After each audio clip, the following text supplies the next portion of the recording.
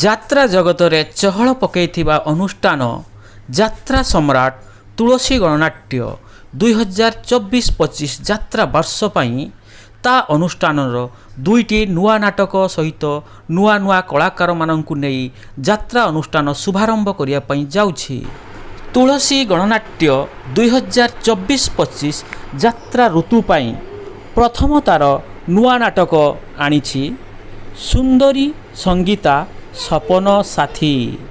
ଯାତ୍ରା ସମ୍ରାଟ ତୁଳସୀ ଗଣନାଟ୍ୟର ଏକ ପ୍ରେମ କାହାଣୀ ସହିତ ନୂଆ ନାଟକ ସୁନ୍ଦରୀ ସଙ୍ଗୀତା ସପନ ସାଥୀ। ରଚନା ସୁଶ୍ରୀ ସଙ୍ଗୀତା ମିଶ୍ର, ନିର୍ଦ୍ଦେଶନା ଦେଇଛନ୍ତି କିଶୋର ଖଣ୍ଡୁୱାଳ। ନାଟକଟି ଏକ ପ୍ରେମ କାହାଣୀ ଉପରେ ଆଧାରିତ ନୂଆ ନାଟକ ସୁନ୍ଦରୀ ସଙ୍ଗୀତା ସପନ ସାଥୀ। ଯାତ୍ରା ସମ୍ରାଟ ତୁଳସୀ ଗଣନାଟ୍ୟର ଦ୍ୱିତୀୟ ନାଟକ ଅନୁସନ୍ଧାନମୂଳକ ନୂଆ ନାଟକ ଜହ୍ନ ରାତିର ଝଡ଼। ପ୍ରଦୀପ ବେହେରାଙ୍କ ରଚନା। ନାଟକ ହେଉଛି ଜହ୍ନ ରାତିର ଝଡ଼। ତୁଳସୀ ଗଣନାଟ୍ୟର 2024-25 ଯାତ୍ରା ଋତୁ ପାଇଁ ତାର ନାୟିକା ହେଉଛନ୍ତି ଜୁଲି ପଣ୍ଡା ଏବଂ ସୋନାଲି। ତାଙ୍କ ସହିତ ନୂଆ ସହକଳାକାର ଟୁନିଆ ମଲ୍ଲିକ। ତୁଳସୀ ଗଣନାଟ୍ୟର ଆଉ ଦୁଇଜଣ ନାୟିକା ହେଉଛନ୍ତି ସିରିଏଲ ଅଭିନେତ୍ରୀ ପୂଜା ଏବଂ ସଫିଆଙ୍କୁ ମଧ୍ୟ ଆପଣମାନେ ତୁଳସୀ ଗଣନାଟ୍ୟରେ ଅଭିନୟ କରିବାର ଦେଖିବାକୁ ପାଇବେ। ମା ଭୂମିକାରେ ଅଭିନୟ କରିବେ ଆକ୍ଟ୍ରେସ୍ ପୁଷ୍ପା ଏବଂ ଦୁଇଜଣ ବରିଷ୍ଠ କଳାକାର ନୀରଜ ସ୍ୱାଇଁ ଏବଂ ଅଭୟଙ୍କୁ ଆପଣମାନେ ଦେଖିବାକୁ ପାଇବେ।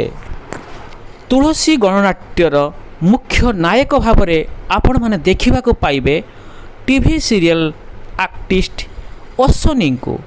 ଅଶ୍ୱନୀ 2024-25 ଯାତ୍ରା ଋତୁରେ ତୁଳସୀ ଗଣନାଟ୍ୟରେ ନାୟକ ଭୂମିକାରେ ଅଭିନୟ କରିବେ। ହାସ୍ୟ ଅଭିନେତା ଭାବରେ ଟୁନା ମାମା ପହିଲିଙ୍କୁ ଆପଣମାନେ ତୁଳସୀ ଗଣନାଟ୍ୟରେ 2024-25 ଯାତ୍ରା ଋତୁରେ ଅଭିନୟ କରିବାର ଦେଖିବାକୁ ପାଇବେ। ଖଳନାୟକ ଭୂମିକାରେ ଅଭିନୟ କରିବାକୁ ଦେଖିବାକୁ ପାଇବେ ଆପଣ ୟଙ୍ଗଷ୍ଟାର ଖଳନାୟକ ସନ୍ଦୀପକୁ। ସନ୍ଦୀପ 2024-25 ଯାତ୍ରା ବର୍ଷରେ ଯାତ୍ରା ସମ୍ରାଟ ତୁଳସୀ ଗଣନାଟ୍ୟରେ ଅଭିନୟ କରିବେ।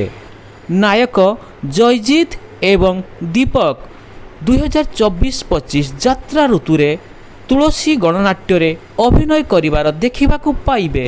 ଚଳିତ ବର୍ଷ ଚହଳ ପକାଇଥିବା ଗାୟିକା ନନ୍ଦିନୀ ଏବଂ ମଞ୍ଜୁଙ୍କୁ ଆପଣମାନେ 2024-25 ଯାତ୍ରା ଋତୁରେ ସେହି ତୁଳସୀ ଗଣନାଟ୍ୟରେ ଅଭିନୟ କରିବାର ଦେଖିବାକୁ ପାଇବେ। ପ୍ରିୟ ଦର୍ଶକ ବନ୍ଧୁ, ଆମର ଏହି ଇନଫର୍ମେସନ୍ଟି ଯଦି ଆପଣମାନଙ୍କୁ ଭଲ ଲାଗିଥାଏ ତେବେ ଦୟାପୂର୍ବକ ଆମ ଚ୍ୟାନେଲକୁ ସବସ୍କ୍ରାଇବ୍ କରିନିଅନ୍ତୁ ଏବଂ ଭିଡ଼ିଓଟି ଭଲ ଲାଗିଥିଲେ ଲାଇକ୍ କମେଣ୍ଟ କରିବାକୁ ଭୁଲନ୍ତୁ ନାହିଁ।